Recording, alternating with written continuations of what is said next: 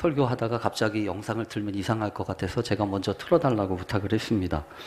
오늘이 부활절 그 제2주이기도 하지만 감리교회에서 독특하게 정한 주일이 하나 있는데 이 무궁화 주일입니다. 꽃이 이름이 달려있는 주일은 그렇게 많지 않은데요. 감리교회만 아마 지키는 주일일 거예요. 특별히 아까도 보셨지만 그 한서 남궁옥 선생이 돌아가시게 된 날이 4월 5일이잖아요. 그래서 아마 이 날로 정했는지는 모르겠어요. 근데 어쨌든 이 무궁화 주의를 통해서 다시 한번 나라 사랑하고 또 이 경각심을 이루면서 우리가 한번 돌아볼 것이 필요하겠다 싶어서 오늘 여러분과 함께 말씀 나누면서 준비했습니다. 어쩌면 요즘이 봄의 절정이다라고 생각되어지는 때이기도 합니다. 아마 이 가운데서도 어제 또 그제 한바탕 이 봄놀이, 이 꽃놀이 갔다가 이 봄꽃들 구경하고 오신 분들이 적지 않으실 거라고 생각을 합니다. 이 봄이라고 하는 것은 그런 것 같아요. 언제 온다고 이야기하지 않고요. 또 언제 간다고 모르다시피 가는 게 봄입니다. 그래서 언제가 봄이야 라고 생각을 할 때마다 이 눈부시게 이렇게 봄꽃들이 피어날 때가 바로 이 봄이구나 라고 하는 생각을 하게 되는데, 사실은 이런 봄에 피어나는 전령사들과도 같이 피어나는 봄꽃들은 시작이 무엇인지 우리에게 잘 가르쳐 줍니다. 원래 그렇잖아요. 시작이라고 하는 게 시작 요이 땅 해가지고 시작하는 게 아니잖아요. 희극을 썼던 어떤 분이 그렇게 이야기했던 것을 기억합니다. 우리 인생은 20분이 지나고 난 다음에 연극장에 들어간 것과 같다. 제가 자주 생각하는 표현인데요. 20분쯤 지나고 갔더니 이미 연극이 한참 진행이 됐지 않습니까? 근데 처음부터 보지 못해가지고 누가 주인공인지를 잘 모르겠어요. 그리고 누가 나쁜 놈인지 누가 선한 사람인지 이런 걸 잘 몰라가지고 처음에는 이렇게 좀 뚫어지게 쳐다봐야 됩니다. 그래야 이게 문맥이 잡히고 뭐가 잡히는 거죠. 여러분, 이게 무슨 얘기겠습니까? 처음에는 겸손해야 한다는 거예요. 잘 모르기 때문에 아직 뭐가 뭔지 모르고, 그래서 처음에는 겸손하게 이렇게 잘 살펴야 됩니다. 그러다 보면 이제 문맥도 들어오고 생각도 들어오고, 그러면서 사실 우리 인생이라는 게 그렇잖아요. 처음부터 딱 알고 나는 게 어디 있습니까? 힘들어도 조금 버티다 보면, 조금 지나다 보면 내가 이래야 되는구나 라고 하는 것도 마음에 깨달아지고, 또 역할과 또 이런저런 상황을 이해할 수 있는 힘들이 생기지 않습니까? 시작만 그렇습니까? 마지막은 또 어떻습니까? 사실 마지막도 마찬가지죠. 시작도 온다 하고 오고 간다 하고 가는 게 아니잖아요. 마지막도 여러분 그렇지 않습니까? 오는 순서는 있어도 가는 순서는 없다고. 그 마지막은 그래도 귀한데 소중한데 라고 생각을 하지만 갑자기 불현듯 다가오는 그 마지막 때문에 우리가 얼마나 놀랍니까? 그래서 사실은 최고의 순간이 언제인지 잘 모르겠어요. 또 최악의 순간이 언제인지도 잘 모르겠어요. 그때는 정말 눈물 쏙 빼는 것 같고 이게 정말 어렵고 힘들구나 라는 생각이 들기도 하지만, 지나가다 보면 그때도 또 견딜만 했지 라고 하는 생각이 들기도 하고요. 지금이 최고로 좋은 것 같아 라고 하는 생각을 갖고 있지만, 또 지나고 보면 더 좋은 때와 더 좋은 상황이 있기도 하지 않습니까? 그러니까 여러분, 우리가 기도해야 합니다. 시작도 마찬가지지만 마지막 끝을 위해서도 기도해야 돼요. 우리의 소관이 아닙니다. 내 소관이 아니에요. 마지막도 그렇고 시작도 그렇고 언제나 하나님이 알파와 오메가가 되셔서, 하나님이 처음과 나중이 되셔서 우리의 마지막과 시작을 붙들어 주세요. 기도해야 합니다. 그런데 이미 시작은 해버렸잖아요. 이미 시작은 해버렸으니까 참 우리가 마음속에 기도할 수밖에 없는 것은 우리에게 남은 시간들, 이 마지막 시간들을 위해서 기도하지 않을 수가 없습니다.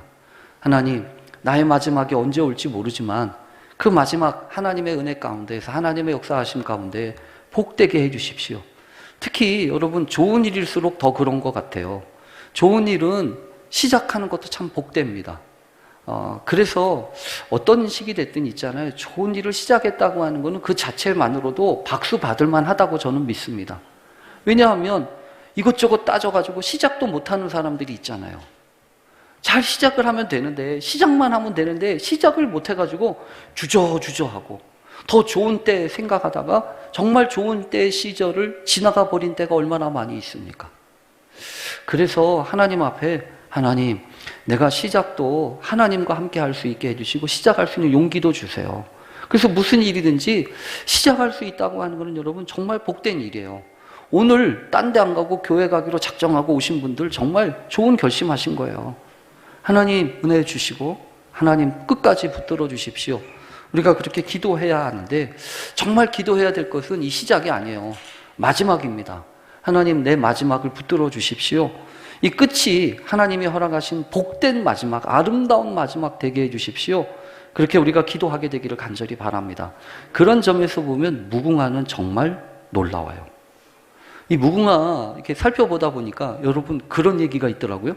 오늘 본 무궁화는 어저께 본 무궁화가 아니래요. 그게 무슨 말인가 했더니, 무궁화는요, 아침에 이렇게 피어나고 저녁에 해가 지잖아요. 그럼 무궁화 꽃을 떨군대요. 그리고서 다시 피어난답니다. 무려 100일 동안, 7월 달부터 시작해가지고 한 100일 동안 간을 그렇게 한대요. 그래서 요즘에 우리가 좋아하는 꽃보다 더 많이 생각하고 더 많이 기억해야 될 꽃이 바로 저 무궁화겠네.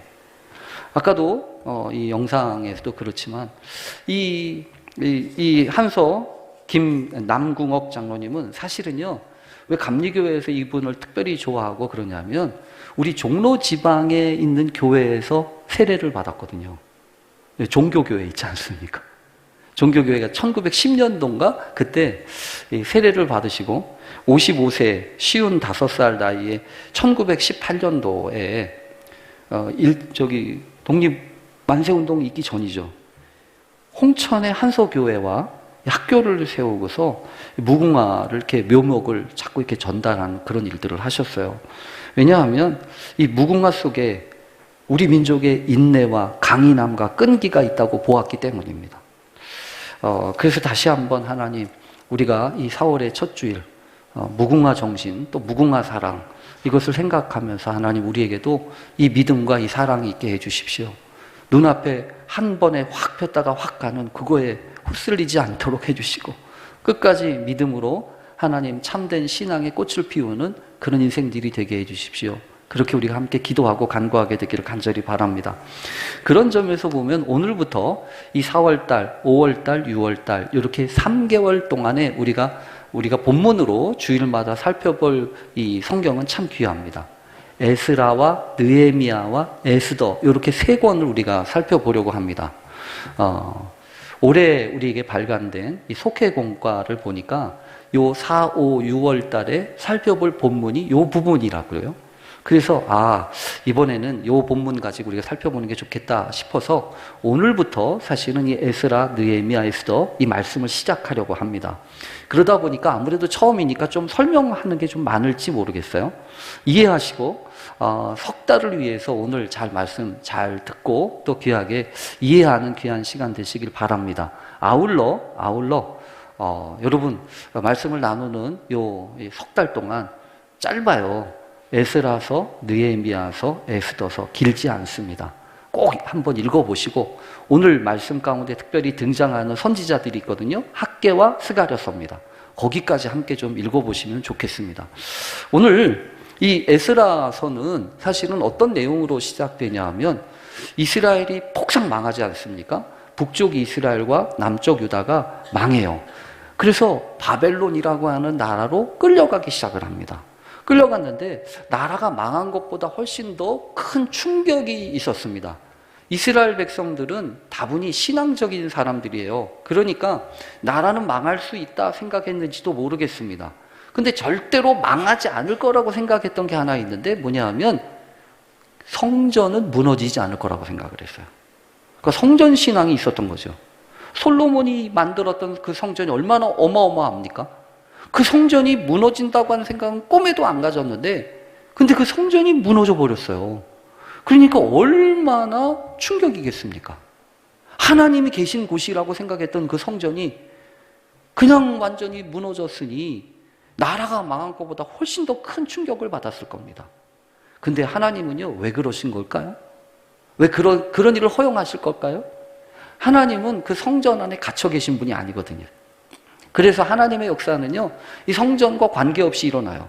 그러나 여러분 중요한 것은 그럼에도 불구하고 이 성전이라고 하는 건 상당히 중요한 장치인 거예요. 그래서 여러분 오늘 이 에스라서를 어떻게 시작하냐 하면 바벨론 왕 고레스 때에 하나님이 이 고레스를 감동시키십니다. 감동시키셨다고 하는 표현이 에스라서를 시작하면서 등장을 합니다. 이 말은 여러분 이런 거예요. 우리가 무슨 일을 할 때 사실 감동이 되어야 기쁨이 있습니다. 마음에 감동이 있어야 돼요. 어떤 일을 하든지 여러분 방법은 두 종류입니다. 부담감으로 일을 할 수 있어요. 부담감이 뭐죠? 너 임마 이런데 이렇게 해야지 라고 생각하는 거예요. 부담감. 하나님의 자녀들도 부담감이 있을 수 있습니다. 예를 들어서 이런 거죠. 내가 교회 다니는 사람인데 주일날 교회 안 가고 딴 데 가면 이상한 거 아니야? 이런 생각을 하는 거죠. 그리고 교회를 조금 나와 보세요. 그러면 자꾸 이상한 부담감을 줍니다.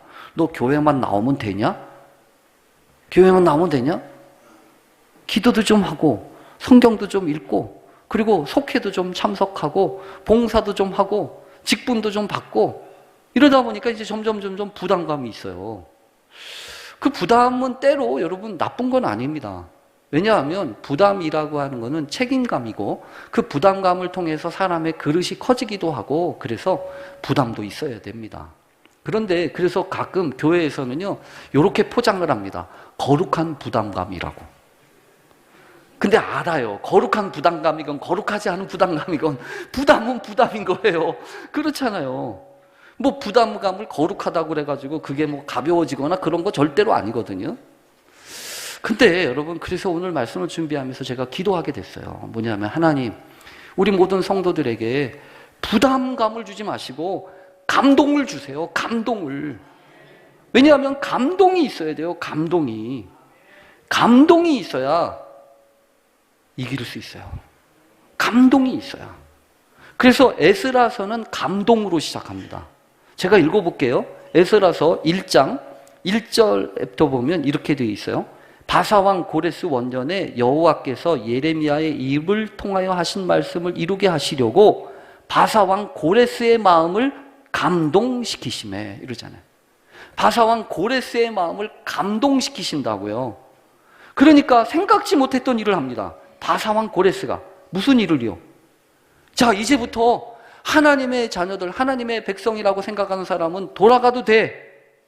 포로에서 돌아가도 된다라고 이야기하면서 그러면서 여기 보면 2절과 3절에 보면 이스라엘의 하나님은 참 신이시라.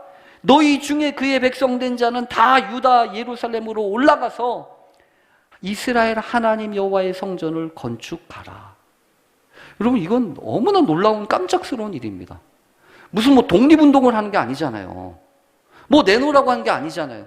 근데 하나님이 바사왕 고레스의 마음을 감동시키셔가지고 야 하나님이 진짜 하나님이야. 그러니 하나님의 자녀된 사람들은 돌아가라. 예루살렘에 있는 성전을 건축해라 라고 이야기하면서 이야기를 한 겁니다. 저는 여기 성경에는 없지만 그런 생각을 해봤어요.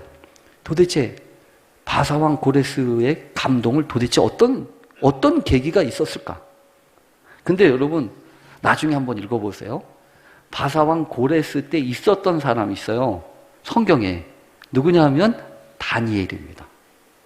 다니엘이라는 사람이 바사왕 고레스 때까지 형통했다고 성경이 기록하고 있거든요. 그러니까 제가 추측컨대 바사왕 이 고레스의 마음을 감동시키셨을 때에는 다니엘이라고 하는 사람이 분명히 중요한 역할을 했었을 거라고 믿습니다. 어쨌든 있잖아요. 감동이 되면 이런 일들을 한다는 거예요. 그래서 성경에 보면 오늘 에스라 1장 5절은 좀 같이 읽어야 돼요. 5절. 여러분 한번 5절 같이 읽어보겠습니다. 에스라 1장 5절입니다. 시작. 이에 유다와 베냐민 족장들과 제사장들과 레위 사람들과 그 마음이 하나님께 감동을 받고 올라가서 예루살렘의 여호와의 성전을 건축하고자 하는 자가 다 일어나니. 누가 일어났다고요? 하나님께 감동을 받고 그 받은 사람들이 올라가기로 작정한 거죠. 누가 가라고 해서 가는 게 아닙니다. 하나님이 마음에 감동을 주는 사람들이 올라가기로 작정을 하고 올라온 거예요. 그런데 여러분, 그렇게 감동을 받아서 이렇게 일을 하기로 작정하고 떠나왔지만 사실 현실은 어땠을까요? 현실은 그 고향에 딱 돌아왔는데 무려 한 거의 70년 만에 돌아왔는데 그 현실은요, 여전히 돌무대기 무너져 있고, 그리고 어느 누구도 개간이라든지 이런 걸 안 해가지고 이 땅도 푸석푸석하고 농사도 제대로 지을 수가 없는 거죠. 자기들을 그렇게 만들었던 원수들은 갚아주지도 않고, 하나님이 약속하셨던 다윗 왕의 통치와 관련된 거는 이루어진 것도 같지 않고 언제 회복될지도 요원하고, 더군다나 여러분 어떻습니까? 그곳에 와가지고 이제 살아야 되잖아요. 살아야 되니까 먹고 사는 게 그게 녹록하지 않은 거죠. 자꾸 그런 일들을 하다 보니까 자연스럽게 무슨 일이 됐을까요? 점점 성전을 건축하는 일들은 미뤄지기 시작하는 거죠. 여러분 어디나 그렇습니다.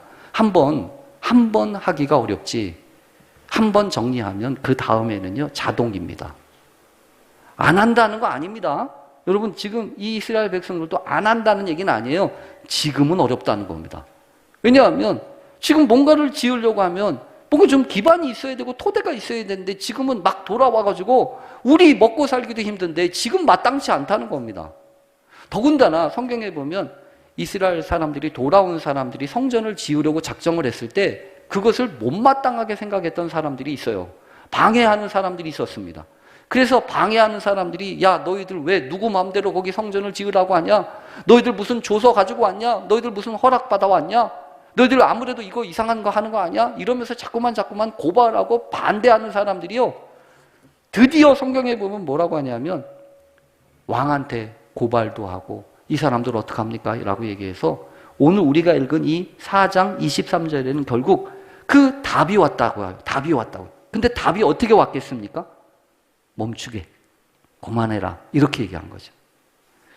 고레스는 그렇게 이야기를 했는데 아닥사스다 왕이라고 하는 이 사람은 허락하지 않은 거예요.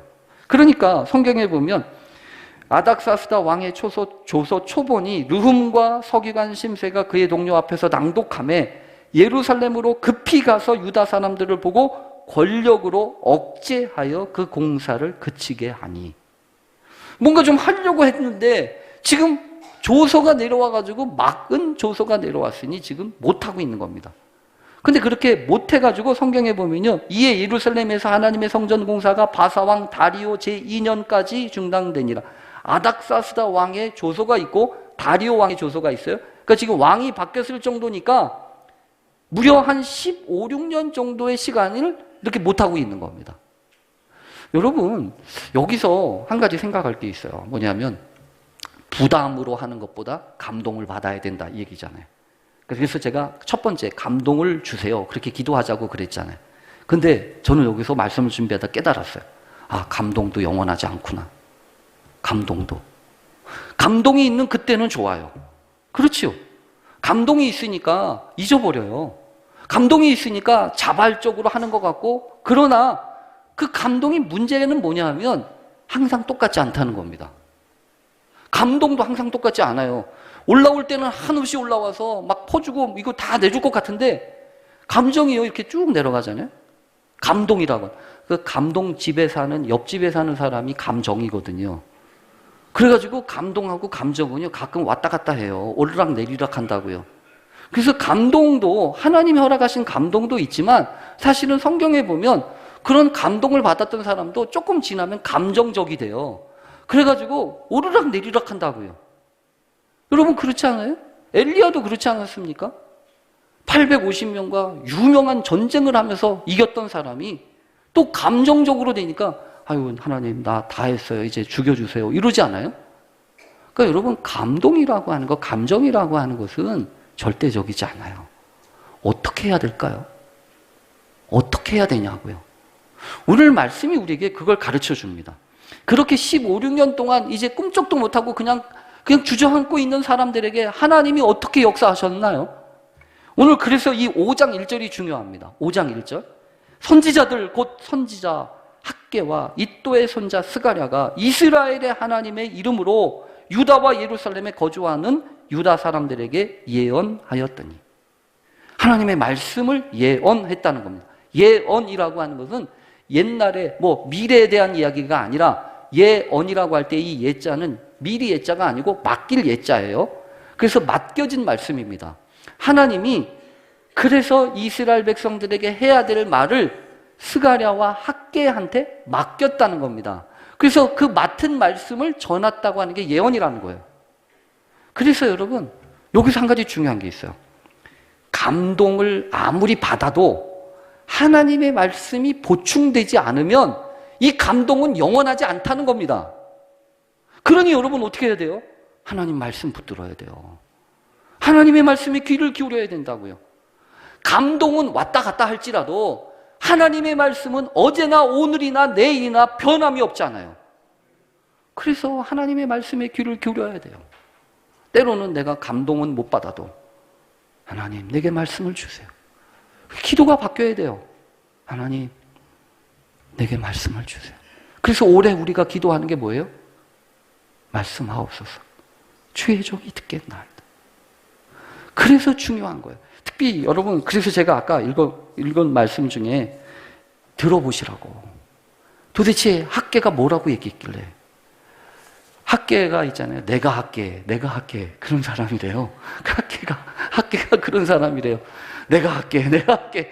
그래가지고 제일 긍정적인 사람이랍니다. 학개. 근데 그 학개가 여러분 성경에 보면 이래요. 학개 1장, 그래서 여러분 학개 길지도 않습니다. 4장인가 돼요. 그러니까 길지 않으니까 한번 읽어보세요. 학개 1장 2절에 보면 이렇습니다. 1장 1절부터 읽어볼게요. 다리오 왕 제2년 여섯째 달. 다리오 왕, 아까 얘기했잖아요. 다리오 왕 때까지 제2년까지 중단되었다고요. 근데 다리오 왕 2년 여섯째 달, 그 달 초하루에. 학개는요 정확해요. 날짜가 정확하게 기록되어 있습니다. 뭐라고 되어 있냐면 스알디엘의 아들 유다 총독 스룹바벨과 여호사닥의 아들 대제사장 여호수아에게 임하니라. 학개의 말미암아 말씀이 무슨 말씀이냐면 이런 말씀이에요. 만군의 여호와가 이같이 말하여 이르노라. 이 백성이 말하기를 여호와의 전을 건축할 시기가 이르지 아니하였다 하느니라. 이 학개는 가끔 성전을 건축하는, 교회를 건축하는 사람, 목사님들이 자주 이용하는 성경 본문 중에 하나입니다.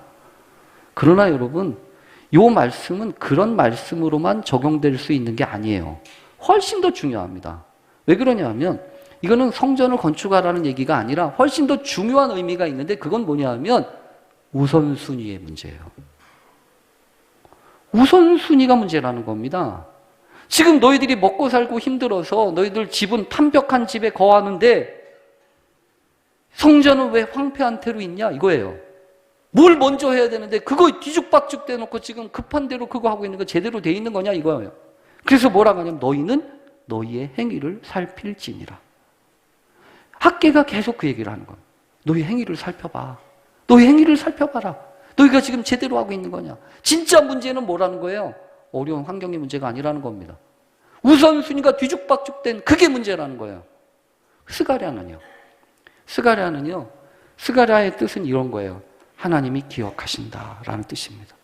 그래서 학개의 선지자는 원인과 그 마음에 동기를 부여한 사람인가 하면, 스가랴 선지자는요, 그렇게 해서 성전을 건축하고 나면 거룩한 하나님 앞에 예배를 드려야 되는 거 아니야?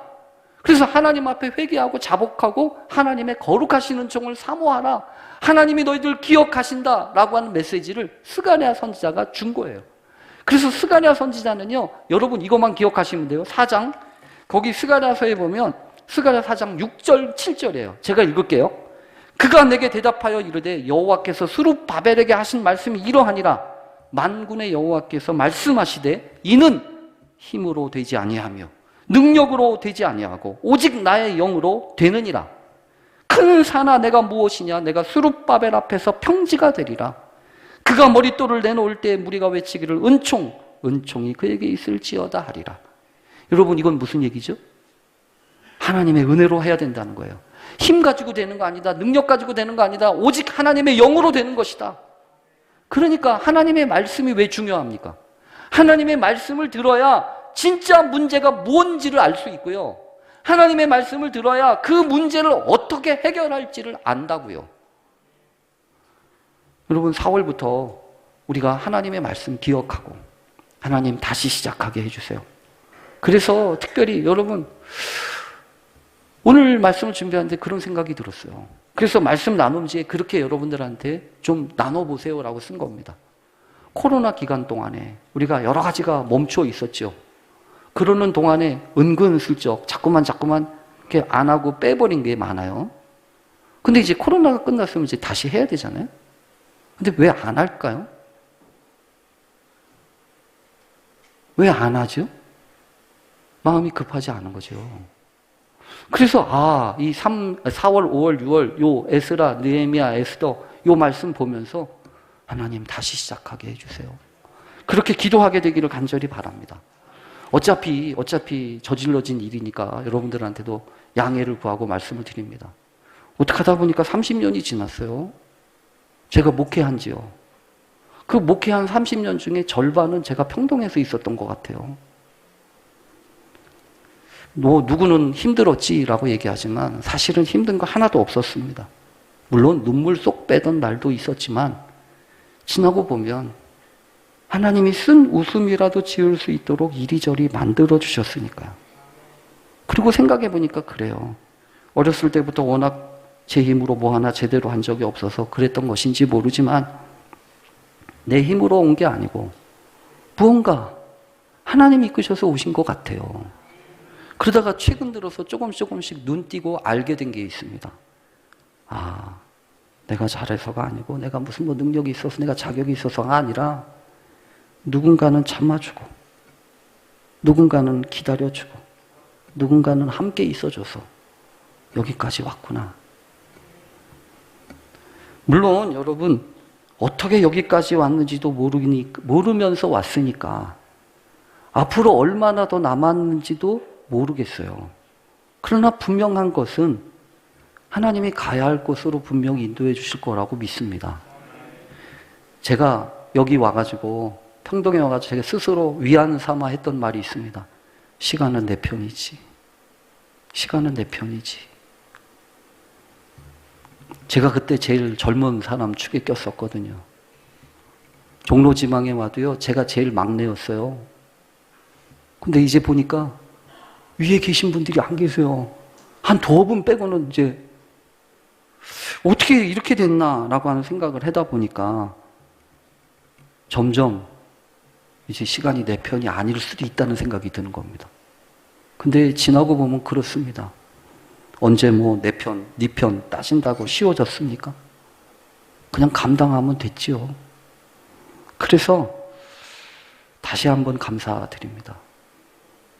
오늘도 우리 장로님 예배를 위해서 기도하시면서 연약한 담임 목사 건강시켜달라고 기도해 주신 거 기억합니다. 함께 해주셔서 감사하고 그리고 얼마나 남았는지 모르지만 여러분과 함께 마지막 시간까지 하나님 지켜주십시오. 그렇게 기도하면서 감동이 아니라 때로는 감동도 필요하죠. 그러나 감동만이 아니라 하나님의 말씀 붙잡고 함께 이 길 가는 그런 귀한 믿음의 공동체 되실 수 있기를 간절히 축원합니다. 그러려면 다시 시작하는 거예요. 그런 귀한 일들이 있어지는 4월, 5월, 6월 되시길 간절히 바랍니다. 함께 기도하겠습니다. 하나님 감사합니다. 주님의 사랑으로 여기까지 왔으니 남은 시간들도 지켜주시옵소서. 예수님의 이름으로 기도합니다. 아멘.